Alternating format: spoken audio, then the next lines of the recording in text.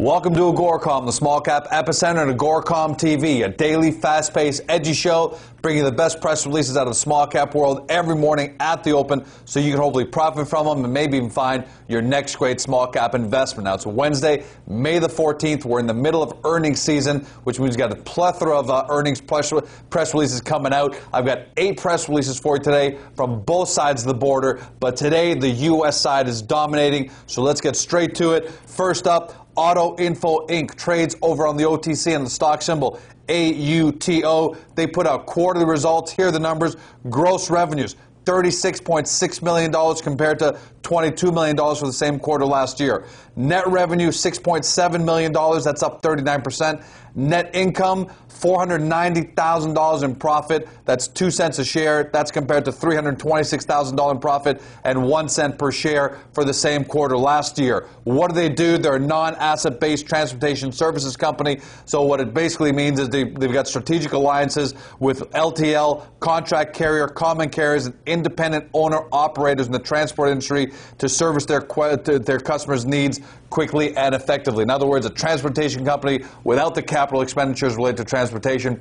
Got a company like that. They closed yesterday at 75 cents. Next up, Avatech trades on the OTC under AVSO. They're announcing their 3rd consecutive quarter of profitability and net income of $1 million for the quarter. Now, they did put out their Q3 numbers and their numbers for the first 3 quarters. So I like to go with the numbers for the entire 3 quarters because that gives you a better picture of what the company's been doing. Revenue, $38.1 million. That's slightly down from $39 million for the same period last year. However, operating income, $3.1 million compared to $668,000. That's a big jump, and we prefer to see the jump on the income side versus the revenue side. So obviously what they've probably done there is dropped some low-income revenue and replaced it with high-income revenue, and that's the result. Net income for the entire period, $2.3 million or 12 cents per share. That compares just $300,000 and 0 cents per share for the 9 months last year. What do? They're a professional services company that advances the way organizations design, develop, and manage building infrastructure and manufacturing projects. They say in their description that they have Fortune 500 companies working with Avatech right now. They closed yesterday 89 cents a share. Good news out of Avatech. Staying with the U.S., FirstFlight trades there on the OTC under FFLT. They put out their numbers for the quarter ended March 31st. Revenue up 24% to $13.9 million.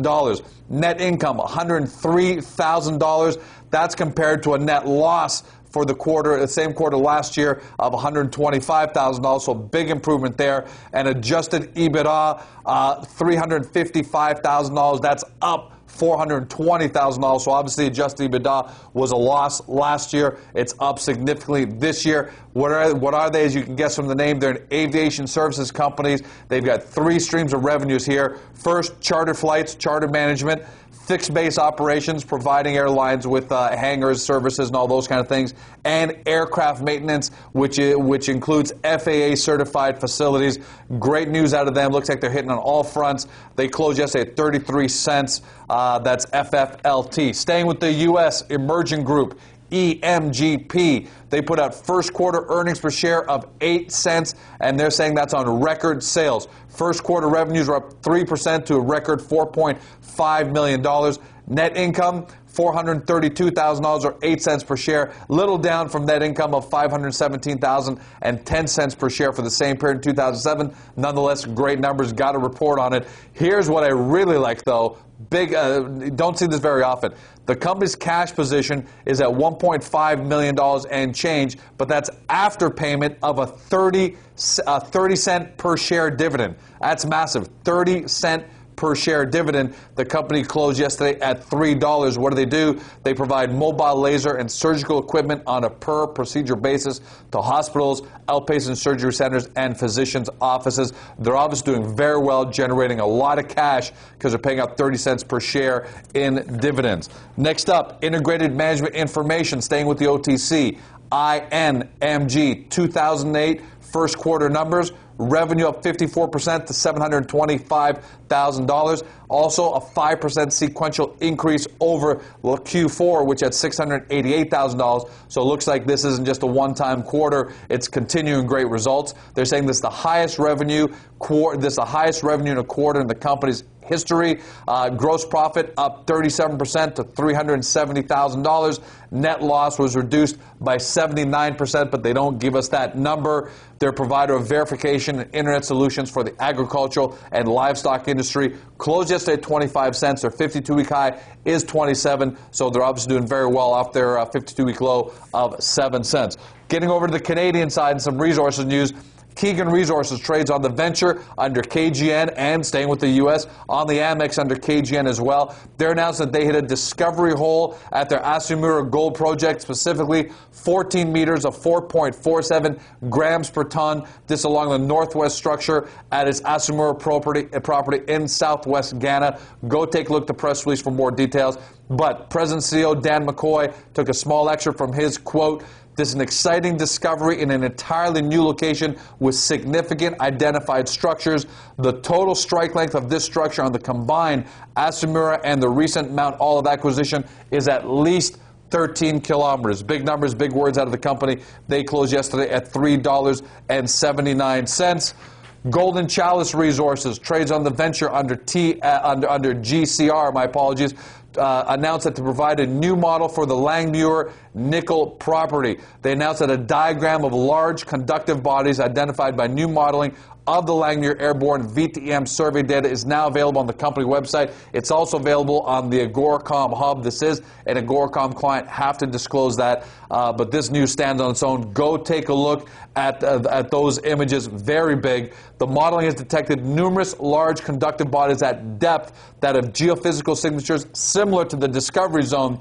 The conductive bodies occur at depths of over 300 meters beneath the discovery zone, and they're traced for over 2 kilometers along strike. They've never been tested, and they occur well beneath any drilling to date, which means fresh property. Management is extremely encouraged by the results to date and plans to continue to test these deep conductive targets with 2 drills. That's how serious they're taking it. They closed yesterday at $1.18. They're up about 140% in about 2 weeks. And as of open this morning, let's get there to about $1.22, $1.23. Don't know if that's going to hold, but definitely the trend here is to the upside. Go take a look at those images on the AGORACOM hub or at goldenchaliceresources.com.